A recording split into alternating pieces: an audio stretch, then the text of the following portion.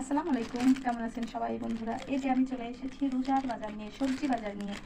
আমাদের রোজা আসলেই তো সবজির দাম, যে কোনো জিনিসের দামই হঠাৎ করে আগুন ধরে যায় যে কোনো টাইমে। তো পানি ঢালার আগেই আমি কিনে নিয়ে আসছি কিছু সবজি। তো কালকে থেকে আলহামদুলিল্লাহ, পরশুদিন থেকে রোজা, তো আজকে আমি কিছু কিছু সবজি বাজার এনেছি, শুকনো বাজার এনেছি। তো আমি আজকে সবজি বাজার এনেছি শসা। ফার্স্টে শসা, আমাদের রোজার মাসে তো শসা না হলে চলেই না। তো আমি শসা কিনে এনেছি। আর আমি কীভাবে ফ্রিজে প্রোটিন করি সেটাই আমি আপনাদেরকে দেখাচ্ছি। কারণ এইভাবে ফ্রিজে প্যাকেট করে রাখলে অনেক দিন ধরে, প্রায় 1 সপ্তাহ আপনি খেতে পারবেন। কিন্তু এনে কিছুটা প্রসেসিং করতে হবে আপনার ভিজা সবজিগুলা সুন্দর করে টিস্যুতে মুখে, তারপর আপনি এই পলিগুলোতে আপনি প্যাক করবেন, করে রাখবেন, তখন অনেক দিন খেতে পারবেন। তারপর আমি কিনেছি ক্যাপসিকাম, অনেকগুলো ক্যাপসিকাম কিনে ফেলেছি, কারণ যে কোনো টাইমেই আগুন ধরে যেতে পারে, কারণ সব জিনিসের দাম বেড়ে যায়। হঠাৎ করে পুদিনা পাতা কিনেছি অনেকগুলা, তারপরে কিনেছি বেগুন, তারপরে কিনেছি সিম, কাঁচামরিচ আমি অনেক কিনেছি, কারণ কাঁচামরিচটা সবসময় আমাদের লাগে। তারপরে কিনেছি বিট, তারপরে কিনেছি আমি টমেটো, কিনেছি মিষ্টি কুমড়া, তারপরে কিনেছি ধনিয়া পাতা, এটা হচ্ছে লাতি ধনিয়া পাতা বলে, আর কি বলে আমি জানি না।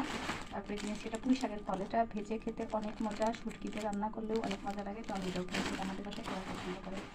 আর যে জিনিসটা আগুন ধরে গেছে অলরেডি, সেটা হচ্ছে লেবু। খালি লেবু 100 টাকা। তো আমি 4টাই নিয়ে আসছি, পরে আবার লাগলে আনবো। তো আমি 1টা কেটে ফেলেছি, আর 3টা আছে। যাই হোক, আপনাদের দেখানোর উদ্দেশ্য হলো আপনারা যদি একটু বেশি সবজি কিনেন, আপনারা সাথে সাথে এই পলিগুলো ব্যবহার করবেন।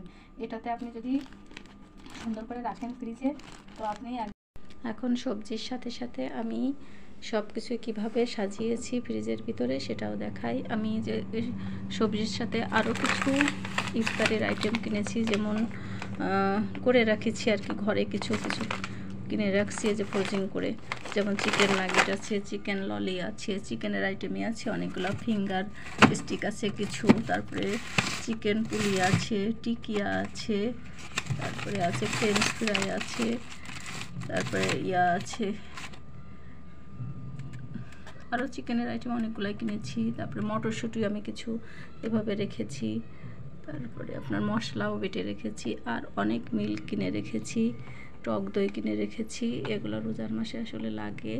তো আমি সব কিছুই রেডি করেছি। এখন আল্লাহ সবাইকে রোজা রাখার তৌফিক দান করুক, আমিন।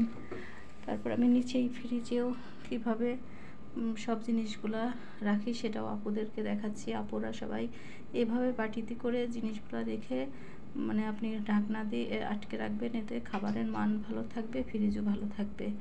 তো সব মিলেই আজকে আমার ফ্রিজের আইটেমগুলো দেখাচ্ছি। এপাশে সব আছে আমার ডিম, আচারের আইটেম, আমার পাশে আচার খুব পছন্দ করে। তারপর আছে পিনাট বাটার, নিউটেলা, এগুলো আমার ছেলে অনেক পছন্দ করে।